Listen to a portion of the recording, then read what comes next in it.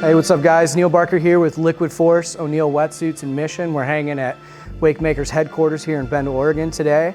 They asked me to talk about the 3 things that I take out on the boat with me every single time. So my first go-to and one of my newer loves is gonna be my foil board. Now the great thing about the foil board is no matter what the water conditions are, choppy, windy, whatever, which we get a lot of here in Oregon, you can ride the foil board anytime. My go-to foil board is the Nebula 3.8 or the Nebula 4.2. I kind of ride the 2 sizes interchangeably.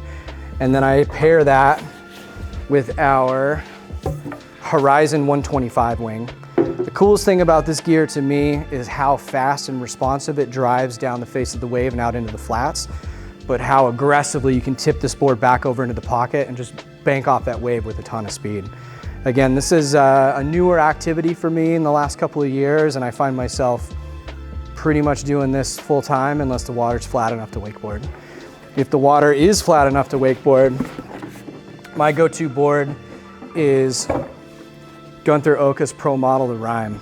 I love how fast and poppy this thing is. It's got an aggressive 3-stage rocker. It's got a wood CNC milled wood core, really loose in the belly, but lots of channeling off the tail. This thing just tons of speed, tons of drive, and a little bit of flex to it, which makes it feel a little more like my snowboard, which I really enjoy this construction, and you know, I just hope to one day ride like Gunther at least a little bit. And then if all else fails and it's time to go wake surfing, my go-to board is the Space Pod. My favorite thing about the Space Pod is just how much down the line speed it has.